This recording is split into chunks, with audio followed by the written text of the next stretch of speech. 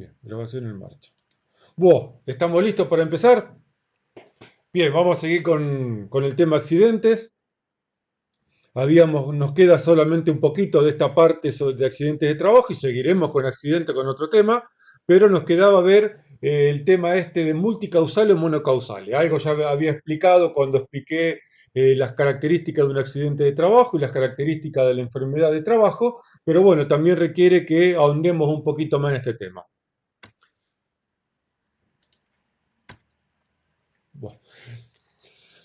Ya habíamos visto anteriormente la relación entre el peligro y daño, que hay una relación causal entre ambos, esta relación causal explicada por la forma de funcionar que tiene el peligro. Cada peligro tiene una forma de funcionar distinta y por lo tanto establece cómo son las relaciones causales entre el peligro y el daño. Por ejemplo, si hablamos del daño hipoacusia, sabemos que lo genera el ruido, que una electrocución lo genera la electricidad. Esta es la relación causal entre el daño y el peligro, que la quemadura la genera un objeto caliente, por ejemplo, que la asbestosis lo genera el amianto, que un impacto contra el piso, un problema de la gravedad o de la desaceleración brusca contra un elemento sólido. ¿Mm? Por lo tanto, esta es la relación causal, ¿mm? Que está explicada por la manera de funcionar de cada uno de estos peligros, cada uno de los entes que genera el daño. Vimos el accidente. El accidente dijimos que tenía una causa que es el peligro, ¿m? Que obviamente es el que define el tipo de daño. El peligro define el tipo y la modalidad del daño. Pero también dijimos que que el accidente es multicausal porque aparecen estas cosas que habíamos denominado factores de riesgos y que van a contribuir a ser el conjunto de causas que van a terminar generando el accidente. ¿Qué son los factores de riesgo? Y esta es la pregunta que quedó pendiente de responder cuando vimos accidentes de trabajo. Los factores de riesgo son cosas o son entes que no generan daño. Ningún daño específico generan. Pero que si lo asocio a un peligro, a este peligro lo pueden potenciar, que es el caso que nos preocupa, o pueden disminuirlo a amortiguarlo. ¿Se entiende lo que son los factores de riesgo? Por ejemplo, la capacitación, la educación. Más que un dolor de cabeza porque no entendiste algo o te quedó rebotando en el cerebro, no te va a generar. La capacitación no es un peligro, no es un ente que genere daño. Pero si asocio la mala capacitación, la falta de capacitación con la electricidad, como resultado vamos a tener una persona que no sabe cómo manipularse o no sabe cómo manejarse con la electricidad. Y por lo tanto, la electricidad no se vuelve más peligrosa porque la manipule una persona sin capacitación. Simplemente que esa capacitación abre las puertas para que la electricidad desencadene en un peligro. Lo mismo podemos decir de la señalización, de un cartel. Salvo que un cartel se te caiga en la cabeza, no te va a generar daño. Pero en sí misma la señalización como finalidad, que es indicarte algo, puede ser buena o puede ser mala, mal usada o bien usada. Y por lo tanto, una mala señalización potencia un peligro. Una buena señalización minimiza un peligro. ¿Comprendido que son los factores de riesgos? Son cosas o son entes que no generan ningún daño específico.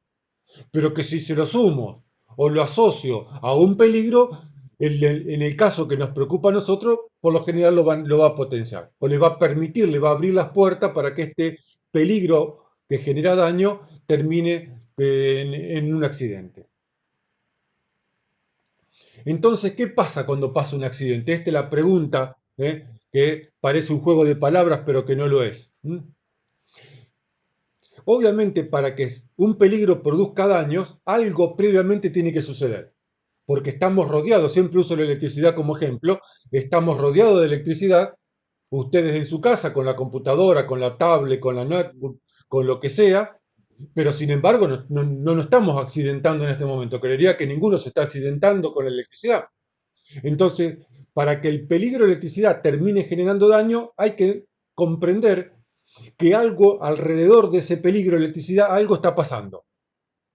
Pese a que no podemos atribuirle al peligro la causa del accidente de una persona, perdón, pese a que la causa del accidente va a ser la electricidad, podemos afirmar que algo en ese ambiente está pasando o va a pasar y va a permitir que ese peligro se desencadene. Hasta acá me están siguiendo cualquier cosa, si no me están siguiendo con la idea, peguen el grito y arranco de vuelta. Por lo tanto, antes que un peligro se manifieste en el daño, antes que un peligro empiece a desencadenar un accidente, tiene que darse un entorno alrededor de ese peligro que favorezca, permita, habilite el suceso final. Y este entorno son los factores de riesgo. Si agarramos la electricidad con cualquier persona, por decir electricidad, que desconoce de electricidad, y bueno, ese desconocimiento está facilitando que la persona toque un enchufe y termine electrocutada, porque desconoce qué le va a pasar con la electricidad, cómo funciona la electricidad, cuáles son los peligros de jugar con la electricidad. Hasta acá me estoy explicando, porque estos temas a veces me cuestan explicar porque son medio agarrados así de los pelos a veces la idea. Entonces, vamos redondeando y vamos reforzando un poco lo que ya vimos. Para que se genere un accidente, una enfermedad de trabajo, necesitamos de un peligro, porque el ente es la cosa que tiene capacidad de dañar. Si hay un accidente y hay una enfermedad, detrás pongamos la firma que hay un peligro que lo generó. Pero para que suceda y se desencadene este accidente, intervienen habilitando, facilitando los factores de riesgo, que son las causas de los accidentes. Y por eso los accidentes son multicausales. Y por lo tanto podemos decir, en su momento se me ocurrió esta idea, que alrededor del peligro están interactuando factores de riesgo que normalmente no hacen nada, pero que en algún momento se alinean y facilitan, son como montones de puertas, como un laberinto, que de repente se abren las puertas y permiten que el peligro se escape. Pero previamente al accidente estos factores de riesgo no hacen nada. A ver, una persona que no sepa algo no jode hasta que metió los dedos en el enchufe. Mientras tanto es un ignorante de la electricidad, nada más que eso. Por ser ignorante de la electricidad no pasa nada. ¿Eh? Y si asociamos lo anterior con el modelo de la elemental de la seguridad, donde el peligro genera daños y tenemos la llave del riesgo que administra este nivel de daño, podemos pensarlo de esta manera.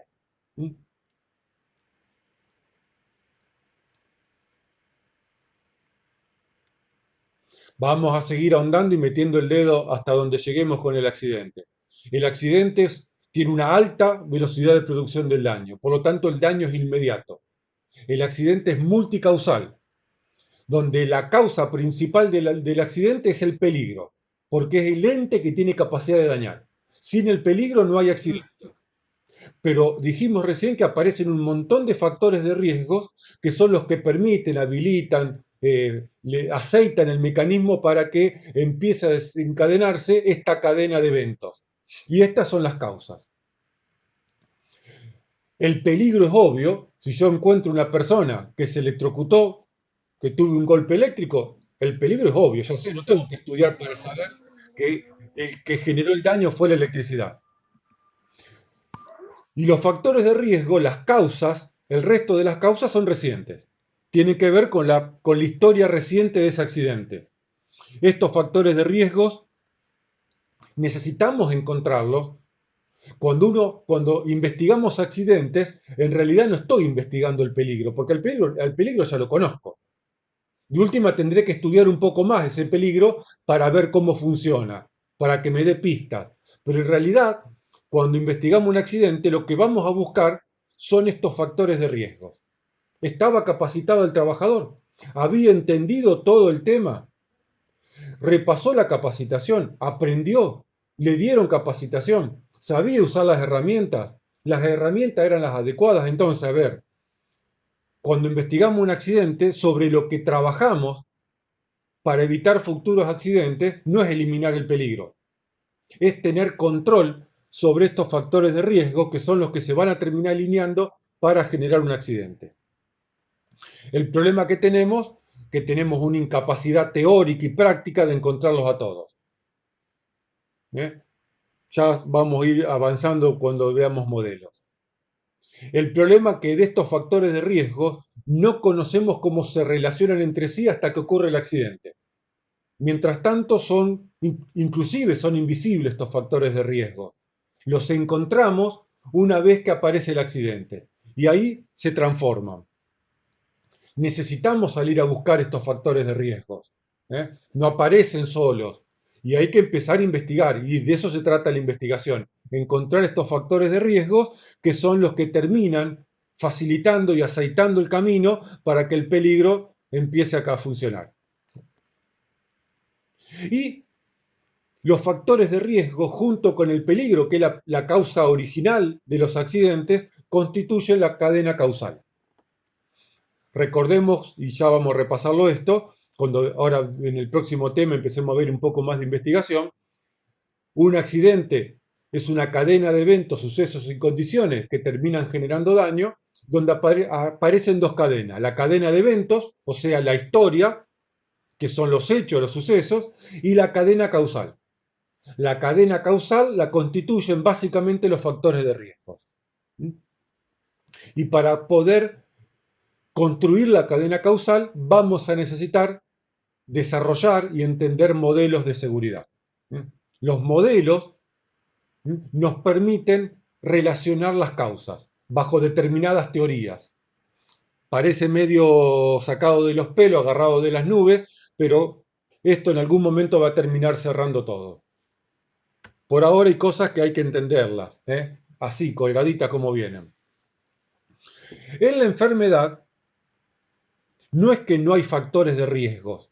En la enfermedad, el peligro sigue siendo la causa, porque esto es básicamente la teoría del peligro, pero el factor de riesgo, los factores de riesgo en la enfermedad no tienen importancia, pierden sentido, pierden valor. Por lo tanto, decimos que la enfermedad de trabajo o la enfermedad profesional es monocausal. No porque no haya factores de riesgos, sino porque estos factores de riesgo prácticamente no intervienen en la cadena, porque la enfermedad, mientras que el accidente básicamente es una cadena causal, la enfermedad básicamente es un agente de riesgo que tuvo una exposición, donde el trabajador tuvo una exposición durante un determinado tiempo y le terminó generando una enfermedad.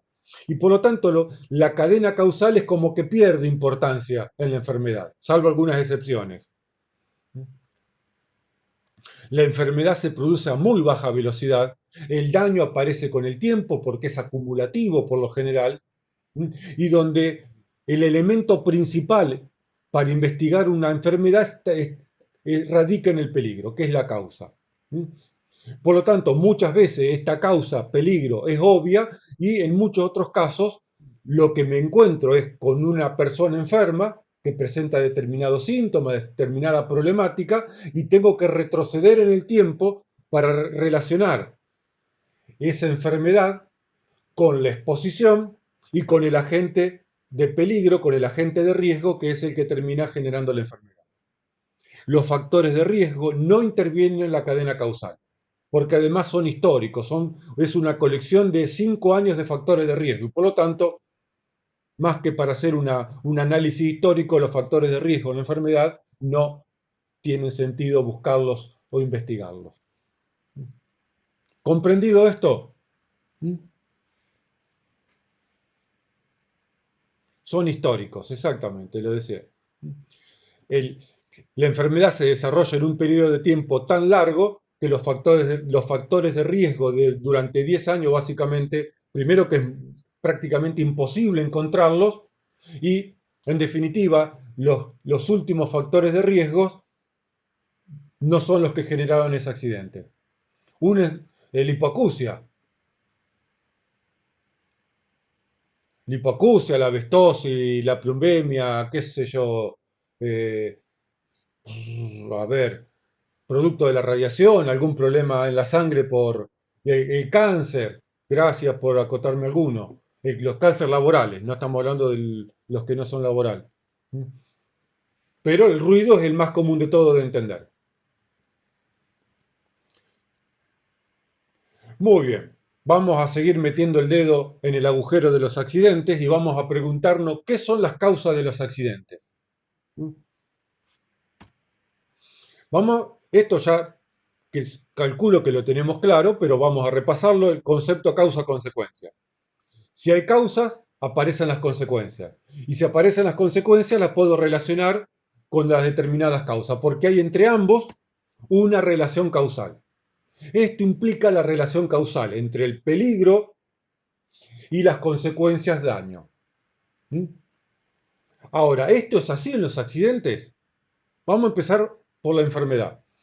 En la enfermedad hay causas-consecuencias, porque la relación es el peligro el que interviene y es casi la única causa de la enfermedad. Es el peligro. Y el peligro con el daño guardan una relación extremadamente fuerte y por lo tanto podemos establecer una relación causal con la enfermedad.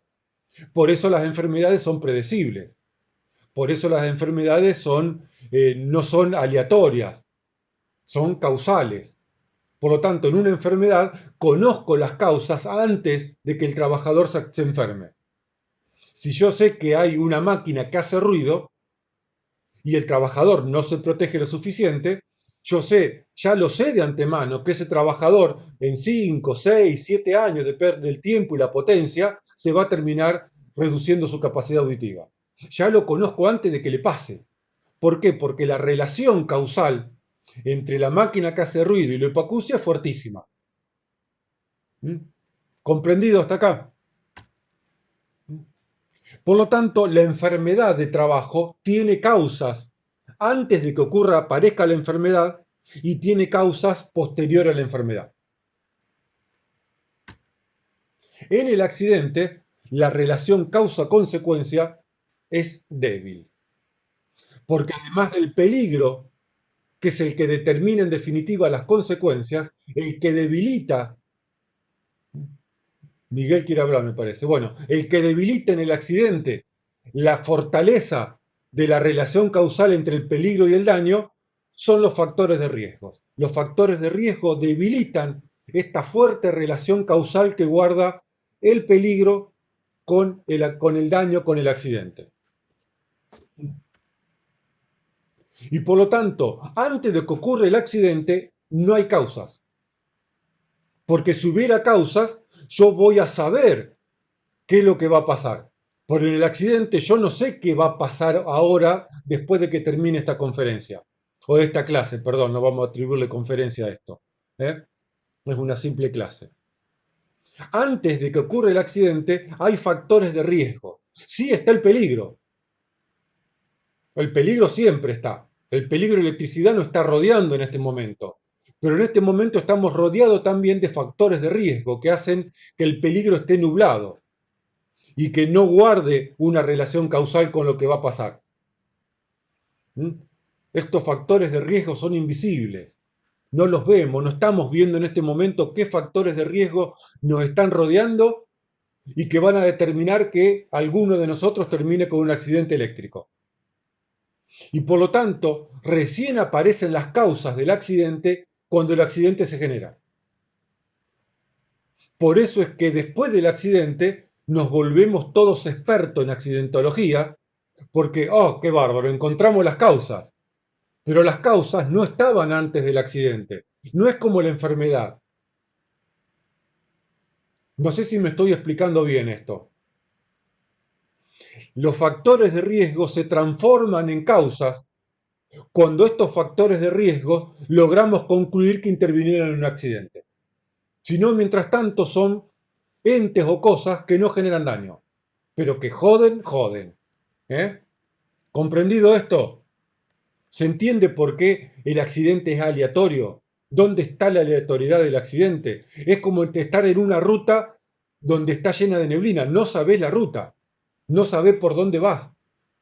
Porque no, salvo que tenga una brújula, supongamos que tampoco tenés brújula, no estás viendo la ruta. Eso es lo que hacen los factores de riesgo con el camino peligro, por hacer una analogía. ¿Comprendido? ¿Dudas con todo esto? ¿Ninguna duda? Muy bien. Si no tienen, no tenemos ninguna duda, no por el momento, dice Miguel. Muy bien, me alegro. Espero que lo hayan entendido. Con esto damos por finalizado el segundo módulo de el recorrido de los accidentes. Totalmente, muy bien. Fernando dice, o sea que nunca vamos a poder evitar un accidente al 100%. Totalmente. Porque vos no sabés el accidente que vas a tener ahora. Yo siempre uso esto para entender que el accidente es aleatorio. Podés prevenir, pero la prevención no te garantiza la ausencia de accidentes, solamente reduce la posibilidad de que ocurra nada más. Vos podés reducir algunas enfermedades. Vos podés en este momento bajar el volumen de los parlantes de música, tener una buena higiene auditiva, escuchar música a un volumen adecuado, no estar usando,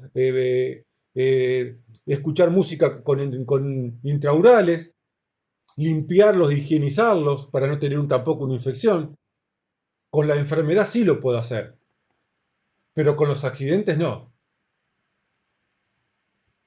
Y los accidentes raros, y a ver, los accidentes son raros en general.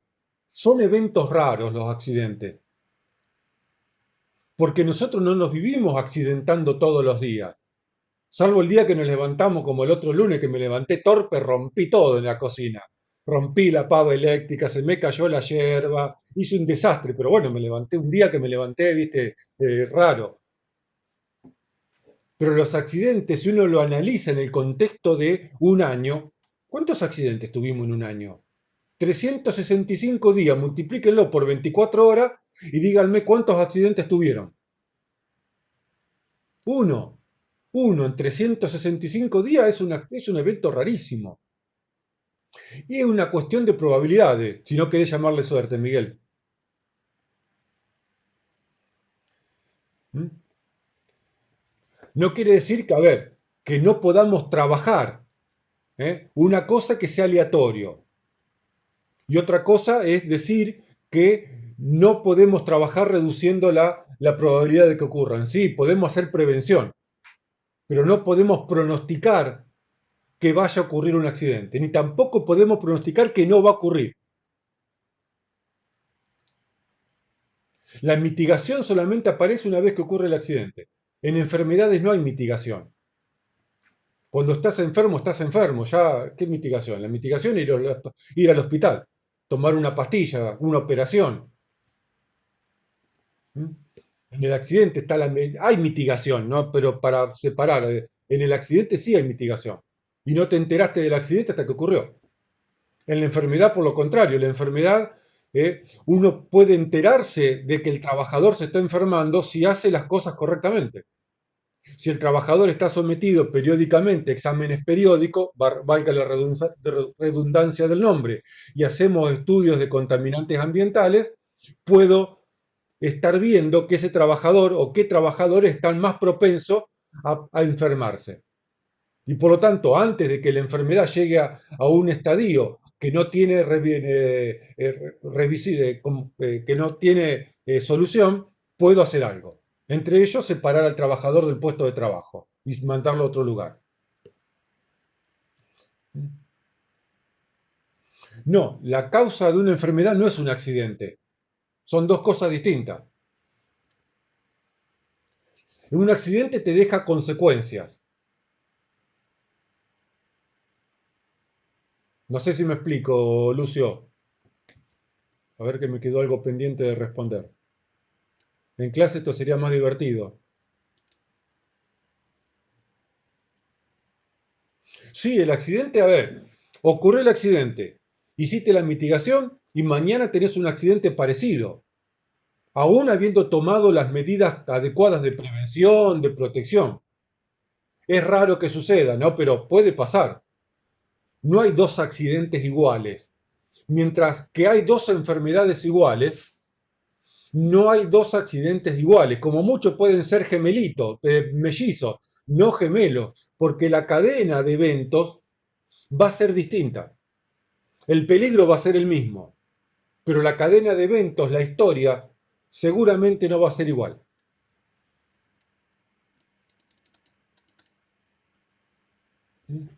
¿Dudas con esto?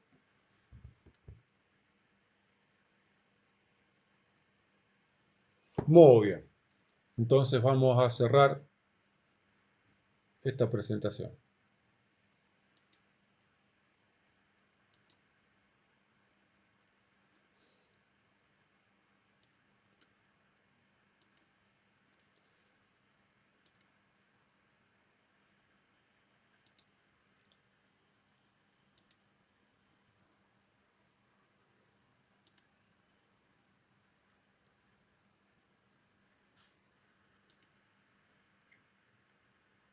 Muy bien.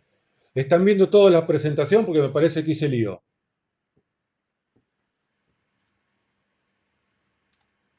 Sí, se ve, muy bien. Vamos al tercer módulo o al tercer tema relacionado a la accidentología. Está separado así por una cuestión didáctica nada más. Podríamos tener un solo módulo con todo adentro, pero a veces la cabeza necesita separar las cosas para poner un punto final a algo, ¿no? Por lo menos sí lo entiendo. ¿Eh? Entonces vamos a empezar con análisis integral de los accidentes de trabajo o de los accidentes en general. No vamos a ver técnicas de investigación, eso quedará para segundo año y tercer año. Vamos a ver cómo analizar en forma integral los accidentes. Análisis de los accidentes. Hay dos análisis básicamente que se pueden llevar adelante desde el punto de vista de los accidentes y enfermedades de trabajo. Lo que denominamos el análisis clínico y aquel análisis estadístico. Si estuviésemos en clase, jugaríamos un rato largo hasta que logren adivinar o entender qué es un análisis clínico. Pero como no estamos en clase, vamos a decirlo directamente. El análisis clínico, y la palabra clínica viene de que cuando uno va al médico te atiende en forma individual, no hace un análisis, a ver, vengan los cuatro hermanos que los atiendo, los voy a revisar los cuatro juntos y hago un diagnóstico único para los cuatro hermanos. No, cuando va al médico atienden al más grande, al del medio y al tercero y al cuarto. Cada uno el médico le da un análisis individual. De ahí viene el concepto de análisis clínico. El análisis clínico es un análisis individual de cada accidente. Accidente por accidente. ¿Comprendido? Mientras que el análisis estadístico es un análisis en grupo. Es, es agarrar cada uno de esos análisis de cada uno de esos accidentes, agarrar todos los datos, mezclarlos, analizarlos y sacar una conclusión. Eso es un análisis estadístico, explicado en términos bestiales. Vamos a lo que tengo preparado. Así. ¿Cuál es el objetivo, el primer objetivo del análisis clínico? Determinar todas las causas de los accidentes y los factores de trabajo concretos que atribuyeron o que contribuyeron a que se produzca ese accidente. Entonces, cuando investigamos un accidente desde el punto de vista clínico, quiero saber las causas, el peligro entre ellas y los factores de riesgo que logro descifrar que permitieron que se produzca ese accidente. Permite decidir sobre medidas de seguridad que deben adoptarse. Y también nos permite hacer una retrospección del presente e ir al pasado. ¿Qué acciones pudieron haber evitado ese accidente? Comprendido, este es el primer objetivo del análisis clínico. Hay un segundo objetivo y es permitir que ese accidente nos permita investigar o analizar accidentes semejantes en el ámbito de toda la empresa. Si algo tenemos que aprender de los accidentes, básicamente aprender a cómo evitarlo, cómo lograr que no se repita en lo posible. Y por lo tanto, con que me ocurra una vez un accidente, puedo con ese accidente ver y analizar el resto de la empresa y decir, a ver, lo que pasó en este sector, ¿es posible que pase en otro sector? Bueno, entonces fíjate y mejorá la situación en el otro sector para evitar que ocurra. No vamos a estar sentados de brazos esperando que se caiga otra persona en otro sector, si ya vimos cómo se cae uno. ¿Comprendido esto? En otra empresa, en la misma empresa o en otra empresa. A veces hace falta leer en la noticia que hubo una explosión en tal lugar para preguntarnos, che, lo que pasó a la empresa esa, ¿nos puede pasar a nosotros? A ver, pensemos, investiguemos, llamemos y que nos cuenten a ver qué pasó. Por eso es tan importante estar informado de las noticias, estar informado de los accidentes que están ocurriendo, especialmente aquellos que son graves. ¿Qué otras cosas podemos obtener de un análisis clínico? Medidas de acción inmediata para que vuelvan a ocurrir. Medidas a corto, mediano y largo plazo. Ya vamos a ir viendo parte de esto. ¿Qué daños ocasionó el accidente? Costo. ¿Cuánto nos costó ese accidente? ¿Qué peligros originaron el accidente? ¿Qué factores de riesgo intervinieron? ¿Qué equipos involucrados hubo? ¿Cuáles fueron los responsables de ese accidente? No para echarle la culpa, sino para trabajar en aquellas falencias, no digo educativas, ¿no? Falencias de conocimientos o de actitudes, o falencias organizacionales que permitió que esa persona se le pasara un accidente por el frente y no lo viera. Y a veces también con los análisis clínicos nos permiten hacer un poquito y afinar ¿eh? el, la matriz del pronóstico de los accidentes. A ver, me pongo a pensar, che, ¿qué marcador en este accidente me pudo haber indicado que iba a pasar algo? Es como una es como el mal tiempo. A ver, ¿qué me está diciendo previamente? Si yo veo que las hormigas empiezan a caminar llenas de comida en filita, ¿qué me está diciendo cuando hay muchas hormigas? Que viene tormenta, ¿o no? Y así pasa con el perro, con la vaca cerca del alambrado, con determinada situación, con la luna que tiene determinado color o determinada forma en cuanto al halo que la rodea. Entonces, ¿qué indicadores, qué marcadores fueron aquellos que me hubiesen permitido afinar el lápiz y decir, guarda que acá me parece que si no mejoran va a pasar un accidente? ¿Mm? Es otra de las cuestiones que a veces tenemos que aprender de los accidentes. El análisis estadístico. ¿Qué hace el análisis estadístico? Clasifica accidentes, analiza tendencias, analiza desviaciones. Y nos va a decir, miren, están teniendo muchos accidentes en las manos en este sector. Por lo tanto, tenemos que trabajar en los accidentes de mano. ¿Qué desviaciones? ¿Qué formula hipótesis? Implementa medidas generales, mientras con el accidente clínico yo voy a intentar solucionar el accidente de ese tipo, con el análisis estadístico vamos a tomar medidas generales, ¿eh?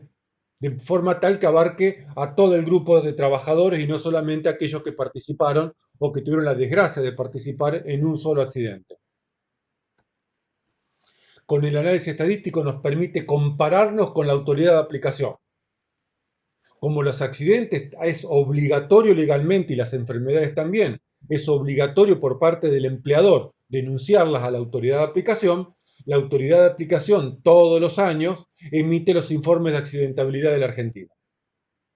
Entren a la página de la Superintendencia del Riesgo del Trabajo, directamente pongan SRT en el buscador y les va a aparecer la página y van a poder ver un montón de información, entre ellas las estadísticas de accidentes de trabajo de la Argentina del año 96 hasta el año 2008, que fueron las últimas estadísticas publicadas.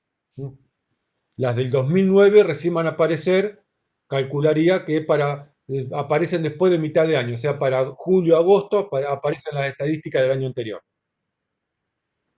Y nos permite compararnos con datos de otras empresas. Yo soy una empresa automotriz que hace montajes de auto. Bien, ¿cómo está General Motors? ¿Cómo está Ford? ¿Cómo está Fiat? A ver, no está mal compararnos, ¿eh? Y permite también las estadísticas ver la evolución de la accidentabilidad de la empresa. ¿Estamos mejorando? ¿Estamos empeorando? ¿Cuánto mejoramos? ¿Hacia dónde estamos yendo? ¿Dónde están los principales tipos de accidentes que tiene la empresa? Eso nos va a permitir hacer un análisis estadístico. El análisis estadístico nos va a permitir determinar las principales causas. Enero de 2020 agarro las estadísticas de los accidentes del 2019 y digo, a ver, ¿cuáles fueron las principales causas de los accidentes del año pasado? Entonces me permite establecer programas de trabajo para eliminar o reducir en lo posible esas causas de trabajo. Por lo general se aplica el principio de Pareto. Vamos a trabajar en el 20% de las causas que me van a generar el 80% de los accidentes. Si yo veo que en un sector hubo una preponderancia de accidentes en la vista, qué sé yo, por decir un número, el 60% de los accidentes en un sector están relacionados a daño a la vista, ¿qué voy a hacer? Bueno, voy a atacar fundamentalmente ese grupo de accidentes, analizando cuáles fueron las causas de ese accidente en la vista. Si logro reducir el 60% de los accidentes, tengo un 60% de mejora en mi accidentabilidad. Miren qué fácil, trabajando sobre una sola causa.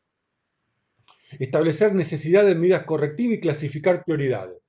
Vamos a trabajar generalmente por aquellas medidas correctivas que afectan al conjunto de la población laboral. Nos va a permitir evaluar la eficacia de las medidas correctivas. Recién, después de varios meses, me va a permitir saber si las medidas que tomamos para reducir los accidentes en la vista fueron efectivas o no. Porque voy a ver la tendencia, a ver si mes a mes los accidentes en la vista en determinado sector fueron disminuyendo. Si no van disminuyendo, tendré que reanalizar nuevamente cuál es mi estrategia o qué está pasando que no está funcionando. Y nos va a permitir también el cálculo de los índices de siniestralidad. ¿Dudas con esto? Muy bien. Estos temas por lo general son bastante sencillos y vamos rápido. Epa, ¿qué pasó acá? Bien, vamos a pasarlo todo y vamos, ahí está, completito. Hay una conexión entre el análisis estadístico y el análisis clínico. El análisis estadístico es una base de datos, donde hay un montón de datos que necesitamos ordenarlos de determinada manera para poder hacer un análisis. Tenemos que jugar con datos. El año que viene van a ver estadísticas y van a ver lo bonita que es la materia estadística. Y les va a permitir un poco entender más el trasfondo de la estadística. Pero cuando hacemos un análisis estadístico, aunque en seguridad parece obvio, hay que preguntarnos para qué hacemos ese análisis y qué buscamos, qué quiero encontrar. Ahora, esto por un lado. Por el otro lado nos preguntamos, ¿de dónde salen esos datos? Esos datos provienen del proveedor de datos que es el análisis clínico. El análisis clínico es el que empieza a llenar los casilleros de la base de datos. ¿Y de dónde salen esos datos? Del reporte de investigación de accidentes y del reporte de accidentes.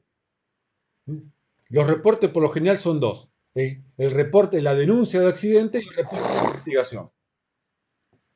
Y por lo tanto, analizo clínicamente accidente por accidente, extraigo información de esos accidentes y con esa información la vuelco en la base de datos y después empiezo a jugar con los datos. ¿Comprendido esto? Por lo tanto, cuando estamos pensando en un análisis estadístico de una empresa, lo que tenemos que pensar no solo para qué buscamos, sino qué datos necesito recolectar. Es como ir a pescar. Cuando vas a pescar te preguntas qué querés pescar. ¿Qué va a pescar? ¿Tiburón? ¿Una ballena? ¿Mojarrita? ¿Dorado? ¿Boga? Porque no es lo mismo el equipo que vas a llevar. No te vas a subir al bote, vaya a la costa y decir, bueno, a ver, ¿qué va a pescar? ¿Un tiburón en el Paraná? No va a encontrar tiburón en el Paraná, ya le erraste. Entonces, cuando pensamos en un análisis estadístico, necesitamos pensar en qué datos vamos a recolectar. ¿Por qué? Porque para poder recolectar los datos necesito formularme las preguntas correctas en el momento que ocurre el accidente. Un dato que no recolecté en el momento correcto y adecuado, que es durante la investigación del accidente, es un dato que con el tiempo lo voy perdiendo. ¿Comprendido hasta acá más o menos la dinámica? Muy bien. Vamos a analizar un poco qué grupos de datos tenemos disponibles. Siempre pensando desde lo macro, desde lo más grande a lo más chiquito. Siempre hay que pensar en lo grande cuando uno piensa soluciones. Después, para achicarnos hay tiempo. Pensemos una gran multinacional que está por todo el mundo. Por poner una marca, Coca-Cola, Pepsi, una fábrica de cerveza, una marca de cerveza, o de autos, como General Motors, que lo tenemos acá cerca. Entonces empezamos por aspectos que son de tipo geográfico. Empiezo a preguntarme, ¿en qué región del mundo ocurrió este accidente? Por ejemplo, Latinoamérica. ¿En qué país de Latinoamérica ocurrió? Argentina. ¿En qué zona? Zona litoral, zona central, zona Buenos Aires, zona capital. ¿En qué provincia del litoral? Santa Fe. ¿En qué ciudad de Santa Fe? Rosario. Bueno, no Rosario, sería Alvear en ese caso, pero bueno, lo tengo así. El- Porque además, si General Motors analiza los accidentes a nivel global, a nivel mundial, y salta que Latinoamérica tiene un desvío de accidentes, va a agarrar al responsable de cada planta en Latinoamérica y le va a llamar la atención. Le decir, che, ¿qué está pasando acá? ¿Qué están haciendo mal? ¿Mm? Comprendido más o menos. Pasamos después a aspectos, a datos que tienen relación con aspectos empresariales. ¿Qué empresa? Ustedes dirán, ¿cómo qué empresa? Sí, porque hay grupos económicos que tienen varias empresas adentro. ¿Qué negocio? ¿Quién es el responsable de esa empresa? Porque a alguien hay que llamarle la atención, a alguien hay que pedirle una explicación, a alguien hay que pedirle que presente un programa, un plan para reducir los accidentes que resulta que en Latinoamérica se desviaron respecto de las otras plantas del mundo. ¿Qué director, qué gerente? Toda la cadena de mando por lo general la deberíamos tener clara. Porque también puedo encontrar que determinados accidentes siempre aparece determinado jefe. Entonces puedo llegar a la conclusión de que esa persona está teniendo problemas a la hora de conducción de personal. En materia de seguridad estamos hablando, ¿no? No es que un mal jefe, simplemente a lo mejor no le está pegando con la seguridad, cómo manejarse con la seguridad. Aspectos sectoriales. Vamos de lo macro a lo micro. Ya sabemos en qué planta, en qué empresa, en qué planta. La planta que está en Santa Fe, la planta que está en Córdoba, la planta que está en el Chaco. Dentro de la planta, ¿en qué departamento? Mantenimiento, producción, administración, logística, almacén. ¿En qué área? Y en el área de soldadura. ¿En qué sector? En el sector fulanito. Entonces vamos de lo macro a lo micro. Y toda esa información necesito que aparezca en algún lado para que alguien pueda recolectarla. ¿Mm? Datos relacionados a aspectos productivos. ¿Qué proceso de trabajo es el que generó ese accidente? ¿Qué puesto de trabajo dentro del proceso? Montaje del auto Fiat, ¿eh? Del Fiat 1, me quedé en la historia. ¿Qué puesto de trabajo? Y en el que le coloca la rueda al auto. ¿Qué tecnología usa para hacer ese trabajo? Porque si no reconozco la tecnología puesta en juego, a lo mejor el problema es la tecnología que está usando. ¿Mm? A lo mejor hay muchos problemas lumbares porque está levantando la rueda sin ningún aditamento especial. Por lo tanto, después de levantar 20 ruedas en una jornada de trabajo, bueno, va a terminar con algunos problemitas. ¿Qué herramientas y máquinas, perdón, máquina está sin tilde, qué herramientas y máquinas está usando? ¿Está usando un brazo robótico? ¿Está usando, no sé, una torqueadora que está fallando? Una torqueadora, si falla en otra historia. ¿Qué materiales está en juego? ¿Mm? Tengan en cuenta que no recolecto en el proceso de investigación o en el proceso de denuncia es un dato que posteriormente lo vamos a perder. Y como que me quede un agujero en la base de datos. Aspecto relacionado al oficio. ¿Qué profesión? ¿Qué oficio? ¿El pintor? ¿El de mantenimiento mecánico? ¿El de mantenimiento eléctrico? ¿Qué tareas? Puedo encontrar que hay una preponderancia de accidentes en determinados tipos de tarea, profesión u oficios. Información personal, edad, estado civil. Y ustedes dirán, ¿para qué quiero saber el estado civil del tipo de la persona que se accidentó? Y nunca se sabe. A ver, pregunta, ¿cuesta algo saber el estado civil de la persona accidentada? No, no cuesta nada. Listo, pregúntalo por las dudas. Algún día puede ser que salte algo o que esa información sirva para algo. ¿Qué sexo? Y alguien dirá, pero es importante el sexo, y sí, posiblemente. porque a lo mejor no estamos llegando a la conclusión de que tenemos una preponderancia de accidentes de determinado tipo en el sexo femenino. La fecha de nacimiento, no sé si tan importante, pero son datos que uno recolecta a la hora de recolectar información. Fecha de ingreso a la empresa, fecha de ingreso al sector, a lo mejor tiene muchos años en la empresa, pero es nuevo en el sector donde está trabajando. ¿Qué turno de trabajo? No es lo mismo un accidente a la mañana, a la tarde o a la noche, aunque el accidente sea exactamente el mismo, porque a la noche se dan otras circunstancias que pueden haber llevado al accidente.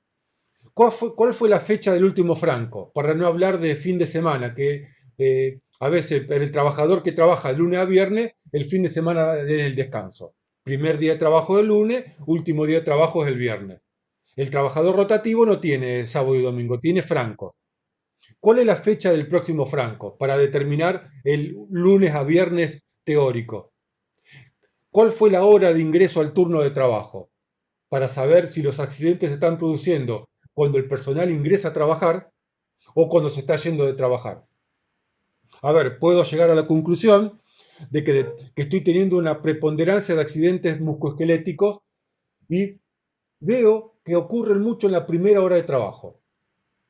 Es como el jugador de fútbol que entró a la cancha sin precalentar. Entonces puedo concluir que en realidad esos accidentes se deben a que el trabajador se pone a trabajar sin entrar en calor. Ustedes se reirán del otro lado de la pantalla. ¿Cómo entrar en calor? Exactamente, sí. Muchas empresas ya han adoptado ya hace muchos años la práctica de hacer elongaciones, hacer un precalentamiento previo a ponerse a trabajar, especialmente los trabajos que implican una carga física importante. Hora de salida del turno, bueno, un montón de información personal relacionada al accidentado que se puede recolectar. Información que establece dónde ocurrió el accidente, en qué planta, en qué sector, en qué proceso, qué estaba haciendo, qué máquina, qué parte de la máquina, cuál era la carga de trabajo que tenía ese trabajador. ¿Estaba sobrecargado de trabajo? ¿Estaba holgado de trabajo? ¿Cuál fue el régimen de descanso de ese día? ¿Cuál fue la rotación? ¿Mm? ¿Qué antigüedad en el puesto tenía? ¿Eran tareas habituales las que estaba haciendo? ¿O no?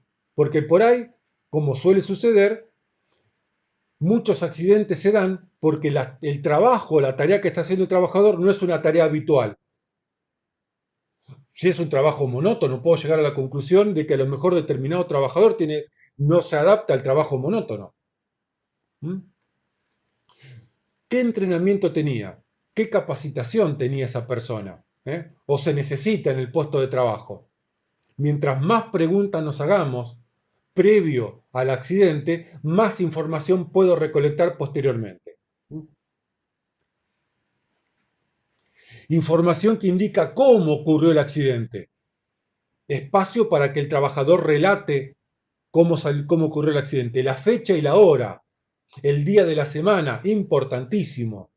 ¿eh? En relación al primer día de que empieza a trabajar y con respecto al último. ¿Qué testigo o persona intervinieron en el accidente? ¿Mm?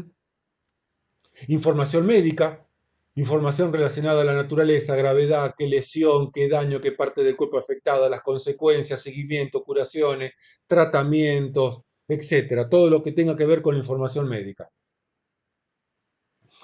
En información respecto del entorno físico de donde ocurrió el accidente. Recuerden, el accidente es una cadena de eventos, sucesos y condiciones. Entonces puedo investigar la cadena de eventos. ¿Y las condiciones? Perdón. ¿Y las condiciones? No es lo mismo un sector ordenado y limpio o un sector sucio. No es lo mismo un sector bien iluminado o un sector mal iluminado. Que haya frío o haga calor. Que haya problemas de ventilación. Que haya ruidos excesivos que tensionan a las personas. Que haya congestión de tráfico de cosas. ¿eh? Entonces, el entorno físico, el entorno ambiental es importante para determinar a ver si hay algún factor que está contribuyendo a que aparezcan los accidentes. Distracciones, por ejemplo. ¿Mm? Es como estar en una línea de producción y tener un televisor viendo Boca River, por poner una boludez, ¿no?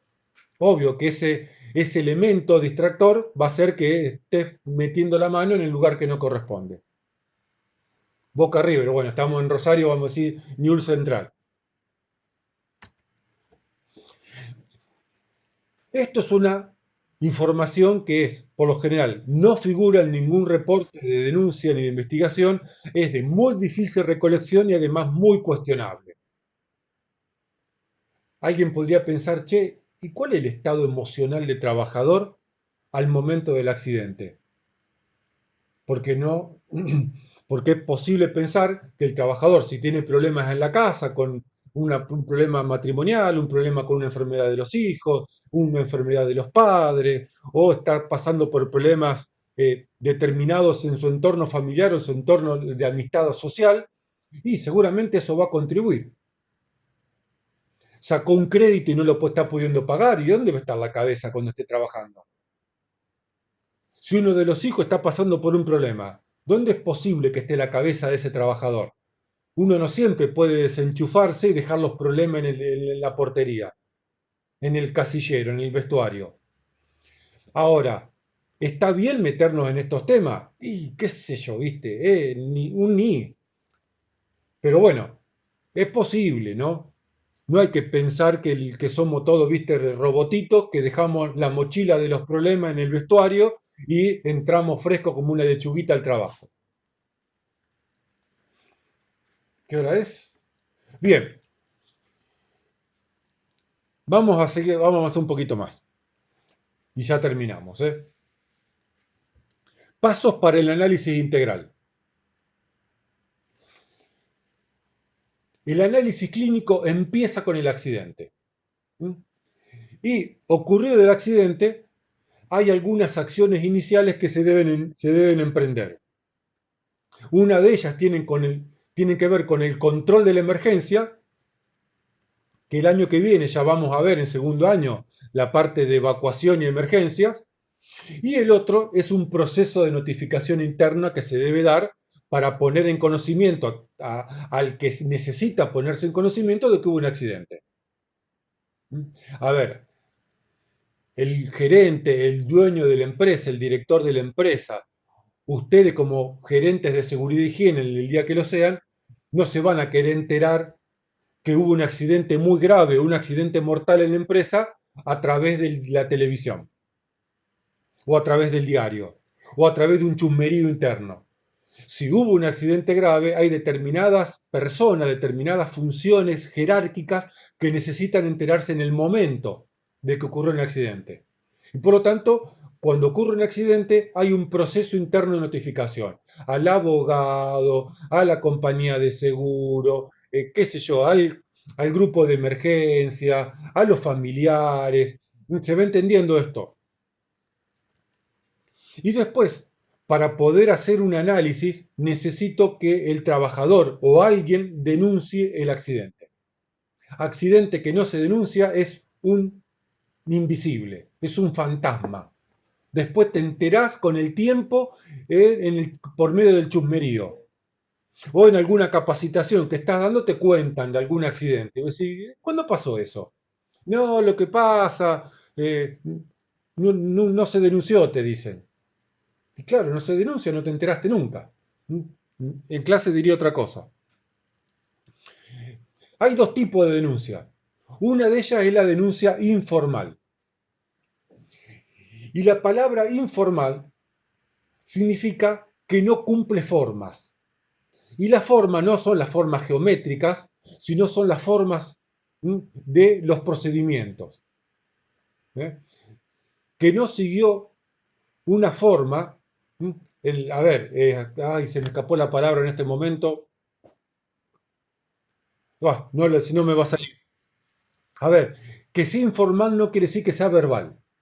Informal significa que no siguió con el protocolo, con las formas de proceder que tiene la empresa para casos de accidentes de trabajo. Entonces ese accidente, por más que se haya escrito, terminó en un cajón de un supervisor. Y por lo tanto, desapareció el accidente. No siempre la denuncia se puede hacer en forma escrita. Tenemos asociado que una denuncia, por lo general, ¿no? Yo pienso que está muy asociado a la denuncia informal con la denuncia verbal.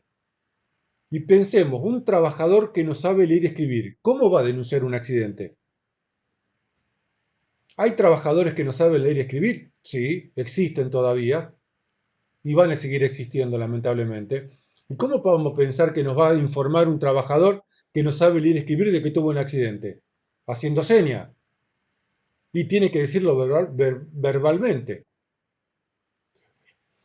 Entonces, hay que pensar, ¿un accidente puede denunciarse vía WhatsApp? Y sí, porque estamos en una obra y por ahí no tenemos el acceso a la tecnología que nos permite hacer un reporte de accidente. Estamos en el campo. Un accidente puede ser denunciado vía mensajito de texto, porque es la única señal que entra a esa zona. Ni siquiera por WhatsApp, porque no tenés datos. Mensaje de texto. Entonces, hay que tener una apertura mental de pensar que no todo el mundo está en una fábrica que tiene señal, que tiene teléfono, que tiene una oficina, que tiene una computadora, que tiene papeles, que tiene lapicera. Y por lo tanto hay que dar otras herramientas a los trabajadores para hacer una denuncia de accidente. ¿Comprendido esto? Y después tenemos la denuncia formal. Formal porque sigue forma, sigue un protocolo, un procedimiento establecido por la empresa. Cuando tenés un accidente, haces primero esto, después esto, después esto y después seguís hasta acá. Si la denuncia es formal, significa que hay una especie de reporte de accidente que tenemos que llenar. En algún momento esa denuncia verbal que hizo el trabajador que no sabe leer y escribir y que seguramente se lo va a denunciar a su capataz o a su supervisor o a su jefe, en algún momento esa denuncia va a pasar al sistema de reportes de la empresa. No por el trabajador, que pobre no sabe leer y escribir, sino por alguien que se va a tomar el trabajo de hacerlo. Esa denuncia formal mediante un WhatsApp, mediante un correo electrónico o mediante un mensaje de texto, en algún momento va a tener que pasar al sistema formal de reporte de accidente de la empresa. Pero ya empezamos, el hecho de denunciarlo ya empezamos con el proceso de denuncia. ¿Me estoy explicando? Y después con el reporte, primero, antes de investigar un accidente, necesito que un trabajador lo denuncie. No puedo investigar la no denuncia. Entonces, primero aparece la posibilidad que se le da al trabajador de hacer la denuncia. La palabra denuncia no me gusta porque es una palabra muy dura. Me gusta decirlo como reporte. Te está reportando, te está avisando de que sufrió un accidente. Es un derecho que tiene el trabajador y que la empresa le tiene que facilitar las herramientas para que ese trabajador ejerza ese derecho de denunciar o reportar que le pasó algo. ¿Comprendido? Muy bien. La próxima clase seguimos con la denuncia. Por hoy suficiente.